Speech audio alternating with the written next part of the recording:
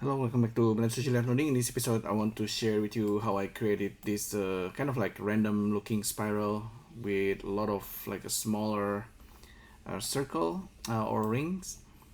Okay, it could be like a kind of like a bagel or donut universe. Um, I created this using Geometry Nodes and SVerchok, and I will show you the geometry nodes. So the function of geometry nodes in this case is simply just to do the instancing. Okay, so the spiral is coming from SVerchok, and also all this little circle is actually unique, and they are instanced using geometry nodes. So geometry nodes is doing nothing except for like converting from mesh to curve, mesh to curve points, and then instancing it using the tangent of the curve, and then turning all the instance into real objects and convert it back into curve, and then just add a kind of sweep extrusions so we can render the circle. The rest of the setup actually coming from SVerchok. So if I reduce the number of resolutions, okay, this is how it looks like.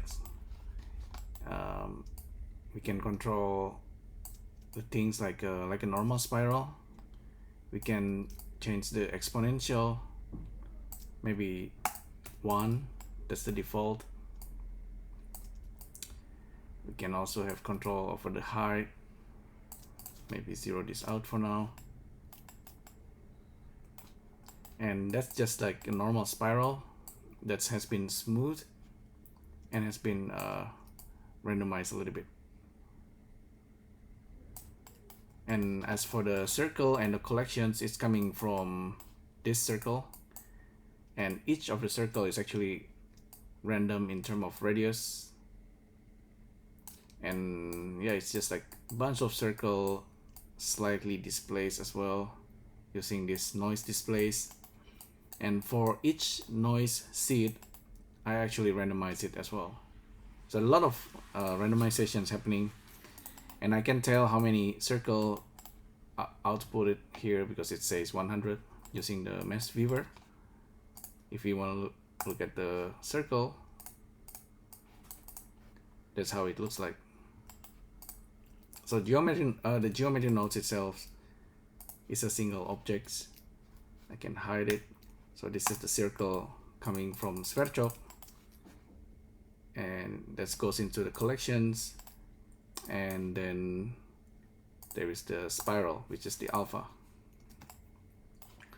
So if I were to recreate this again, so the idea is really, it's separating each parts. Like we have the spiral, we want to have a bunch of circle, which could be like a bagel or donuts, and this goes into the collections, and we simply instance it back into the bagel. Okay, so yeah, if you just look at this and I break it down like that, it might be slightly confusing, but it's actually pretty simple. So the process is like this. Okay, let me build this again. SVerchok, and we have NT. You can shift A and then find the in the generator. You can also use this panel. Let's say, okay, we want a spiral, and we can use mesh viewer, just output a spiral. So this is how it looks like at the beginning, and we need a circle. You can output a circle. Oh, by default the circle is looking like that with the polygon. We don't need the polygon, we just want the edges. So we have spiral and we have circle. Let's see, let's save this very quickly. So spiral, circle, bagel. And of course this is something that we can instance right away, but let's see, we're gonna use noise displacement. Okay, we can randomize the seed like that. We can scale. We can increase the number of points on this circle if you want to.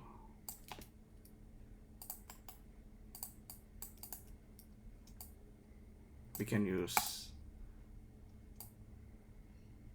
randomize based on the vector. With just use the vector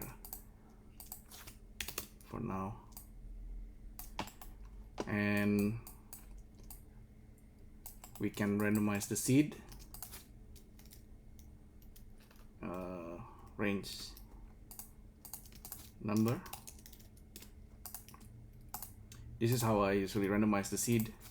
Let's say we want to have 50 different curve goes into the seed. It seems to be randomizing just the points, so we need to split the value because this is SVerchok. Okay, now we have 50 different variations of the ring. We want to, however, put it inside the collections. Let's call this beta ring, and we can hide it. So we have that, and we have the spiral here with all the controls. That's nice. Let's just instance some geometry already. So I'm just gonna create a cube. Goes into geometry nodes. We know we're gonna use the spiral from SVerchok. So now it's the cube becoming spiral, and we want to instance some objects, which is this beta ring. Separate the children. So it's SVerchok object coming into geometry nodes is becoming like a mesh, so we need to convert it to curve and instance on points.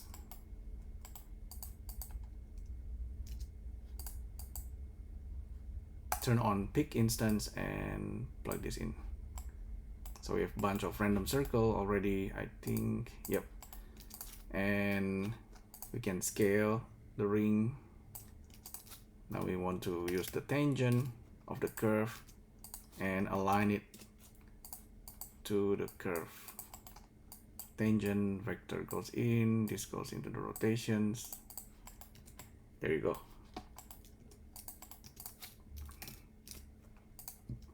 You can resample the curve.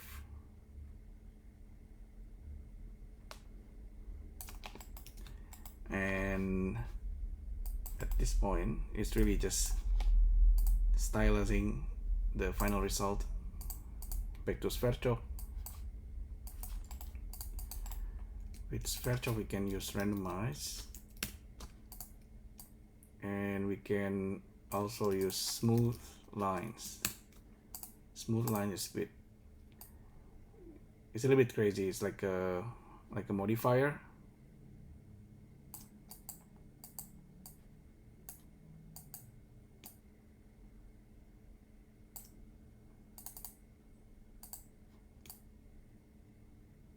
Okay, it's like a smooth modifier thing basically, but with a little bit of more control.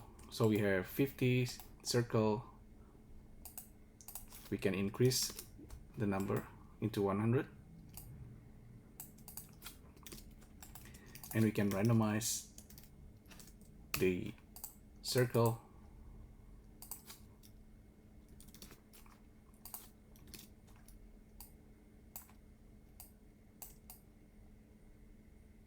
So that's controlling the radius of each circle. Now, okay, we have the cube, the final objects, right? And alpha we can hide.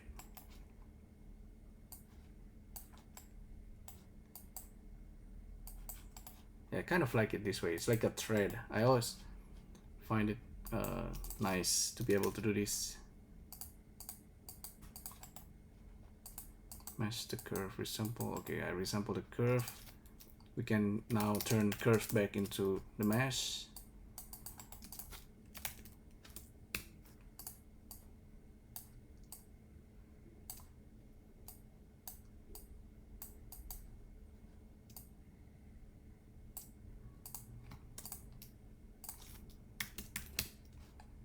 Okay, that's the ring, and the bagels will be. We need to realize the instance into real object, and then convert this into mesh to curve, and then curve to mesh, and have another circle goes into the profile curve. There you go.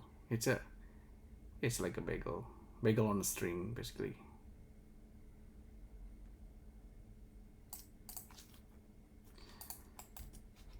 And alright, so that's the geometry nodes just doing the instancing and the conversion between mesh and curve. SVerchok is doing the hard job, generating a spiral and all the random bagels. So with bagels, yeah, bagels or donut, I think more or less the same. We can decrease or increase the number of resolutions here.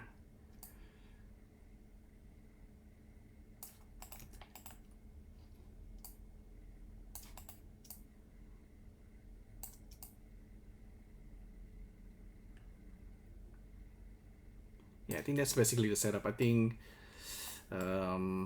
yeah, it's pretty random, but you should get the ideas how SVerchok could work nicely with geometry nodes, because this is just providing all the elements, and then geometry nodes will handle the rest, like the instancing, because the instancing in geometry nodes is really fast and it's pretty awesome, so we can take advantage of that. So this is a donuts on a string universe. Hopefully you find this useful. Thanks again for tuning in, and I'll see you next time. Thank you. Bye.